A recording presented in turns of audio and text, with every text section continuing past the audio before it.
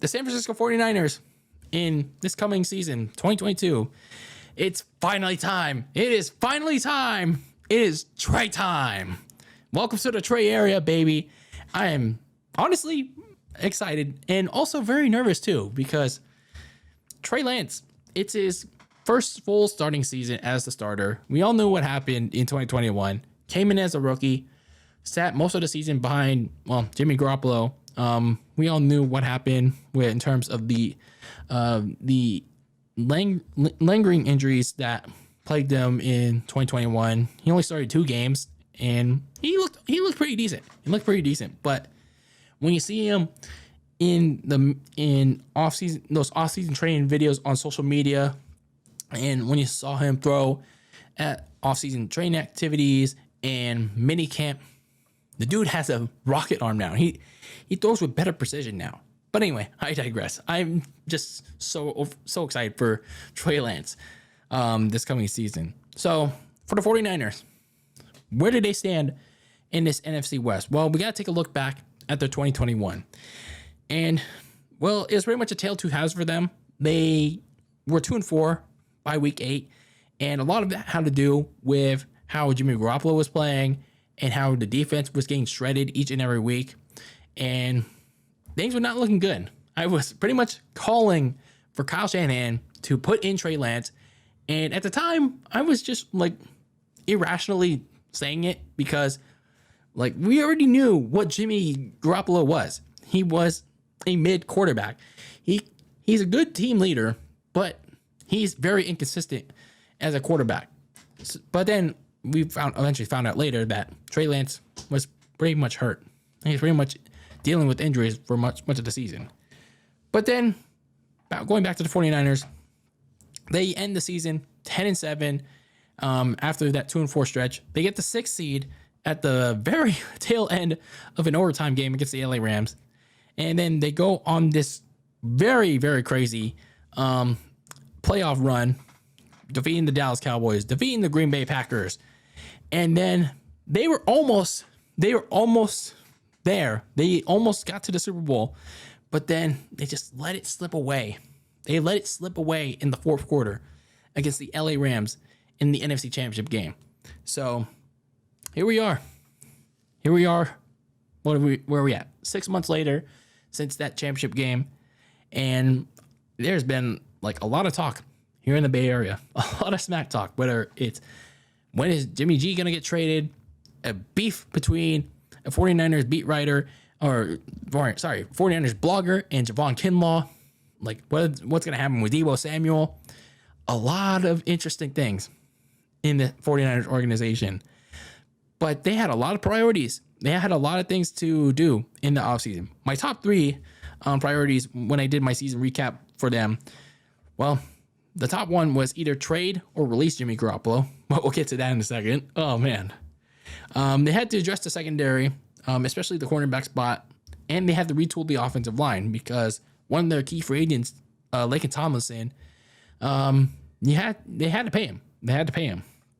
So some of the things that happened in their offseason, whether it was free agency and the draft, well, they managed to re-sign some of their guys, like Daniel Brunskill, JaMychal Hasty, Jawan Jennings, Jordan Willis, Azeez Al-Shaair, Jason Verrett, and Dante Johnson. So mostly on the defensive side, some key depth pieces were added back into that group. And then they added some more. They got Travarius Ward from the Kansas City Chiefs, solid cornerback to add in that secondary. They also got Kerry Hyder Jr. back from the Seattle Seahawks, and is a very good addition back into that pass rush with Nick Bosa. And then in the draft, you get Drake Jackson out of USC. The more I see him in terms of the highlights from college and what he's currently doing in his offseason work, he looks like he could be a good 1B for Nick Bosa. You also drafted SMU wide receiver Danny Gray. He's got pretty good speed. We'll see what happens when training camp comes along. Then he also drafted a couple offensive tackles in Spencer Burford and Nick Sakich. I never knew how to pronounce that correctly, but They pretty much drafted some offensive linemen because, well, we're getting to a certain center retired, and there isn't much depth behind that offensive line. Unfortunately, they lost Lincoln Tomlinson to the New York Jets in free agency. They also lost Alex Mack to retirement. And they lost Raheem Mostert to the Miami Dolphins, the running back. But it is what it is. Defensively, they also lost Arden Key to the Jaguars. Defensive tackle DJ Jones, and also K'Wan Williams, the corner, to the Denver Broncos. And free safety Jaquiski Tartt also left to the Philadelphia Eagles on free agency. So for the 49ers, a lot of losses in the offseason, but they kind of balanced it out a little bit with some solid additions and free agency in the draft. So, I thought it was going to be a little doom and gloom when I did my season recap, but it turns out not that bad. Not that bad at all. But what was bad was the other things that happened, mainly in that offseason with their priorities. And that was their failure to trade Jimmy Garoppolo. Yeah, that was actually honestly very bad from the start. Like, I don't know what it was. Was it every team's like rose gold or like thermal vision goggles that could like clearly see that Jimmy Garoppolo is a good guy, but on the field he just can't stay healthy.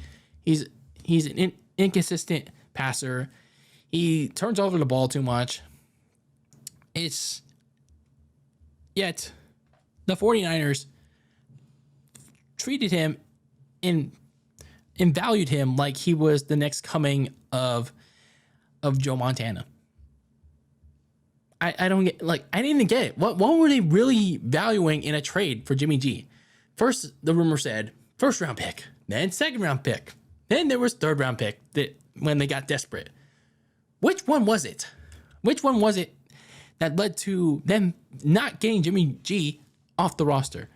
And then a couple weeks into the offseason, like early in the offseason, they get hit with a massive curveball that Jimmy G has to get shoulder surgery. And that throws a big wrench in their trade their trade plans, because not only do teams not want him, but now teams don't even want him even more because, well, Jimmy G has to go get surgery on his shoulder and he can't throw till June or July. So this is a big fail on the 49ers. And now, it's good that Jimmy G is healthy now, at least until he can throw. But now you have to see if he can throw well enough so they can facilitate, at least attempt to facilitate a trade, or just cut him. Just cut bait with him, because it's $25 million still sitting on the table, and you can use that $25 million for something. Really, you can use it for something.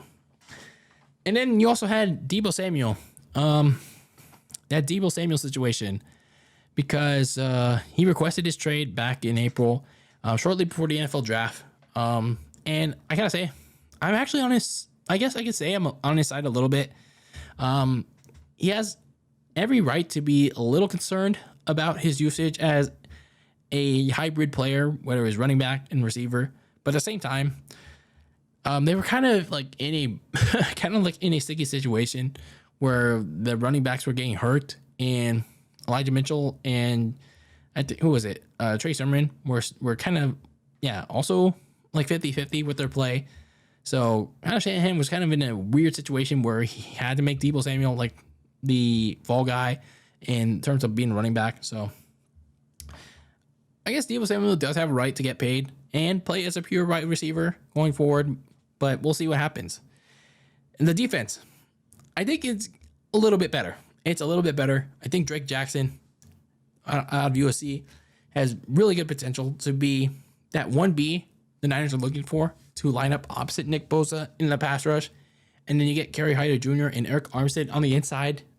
That's going to be a big dangerous foursome in that pass rush. Oh my God. And then you had the cornerback room. It's still a little suspect because we haven't seen them in action yet. But adding Charvarius Ward, a starter from Kansas City, he seems okay. He seems okay, but it all comes down to how they're gonna do in real time action.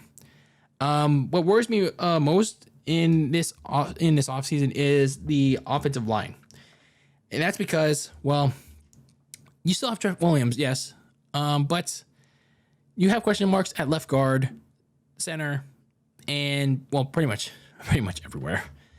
So Aaron Banks didn't play at all last year, and then you have two rookies that are going to be competing for that spot behind him. So that's going to be challenging in its own right.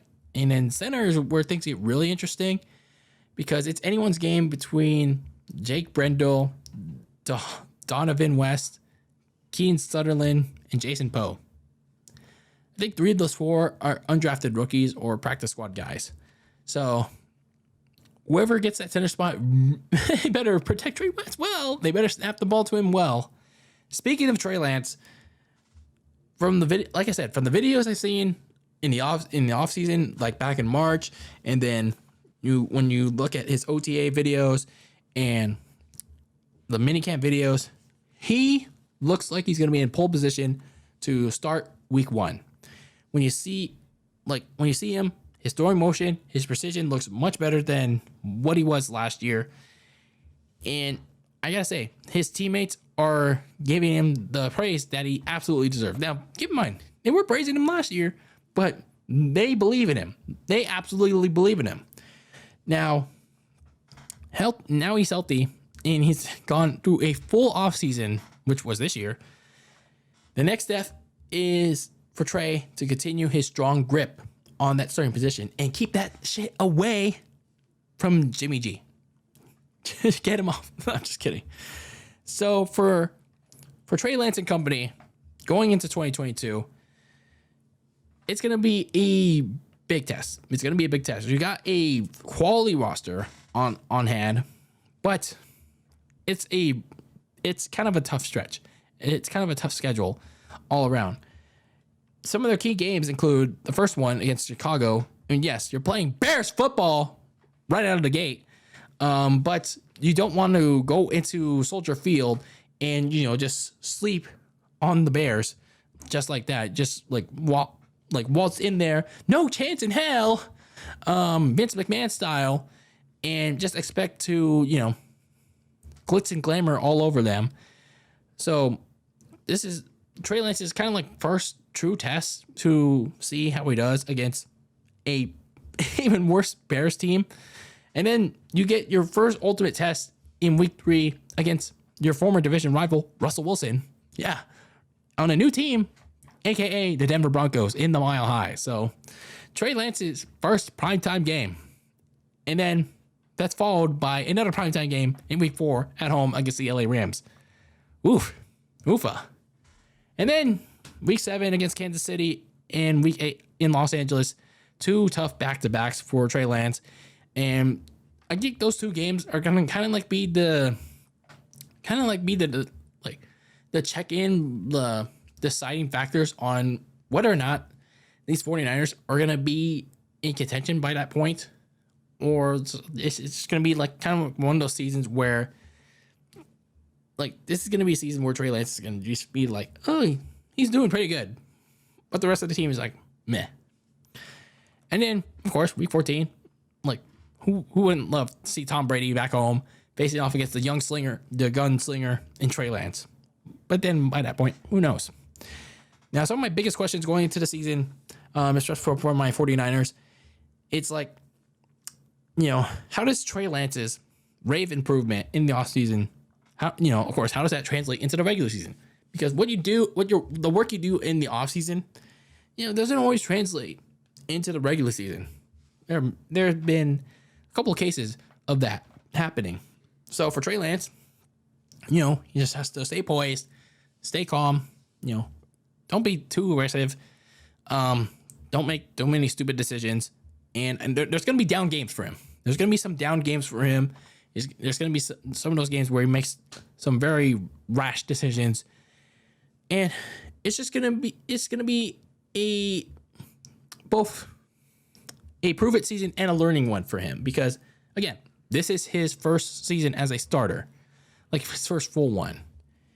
Now, who's going to be that top receiver for Trey Lance if Diebo Samuel is still pretty adamant on not rejoining the team, holding hope of that trade request? Well, you got a couple of people. Brandon Ayuk is still there, and he's pretty solid in relief when Diebo Samuel was out a couple games. They did go out and get Sonny Gray in the 3rd round of the draft, and he's a very speedy bunch. You also re-signed Juwan Jennings. He broke out late in the season, so not a bad receiving core. Plus, you also have George Kittle, your All-Pro tight end. So, for Trey Lance, if he doesn't have Diebo Samuel, he doesn't have like a terrible receiving core, but he also doesn't have the greatest either. So for the 49ers, it's going to be an interesting season for them because, well, you don't exactly know what you have in store yet for Trey Lance, but so do the 49ers. You also have some question marks about the offensive line, your secondary, and also your running game too.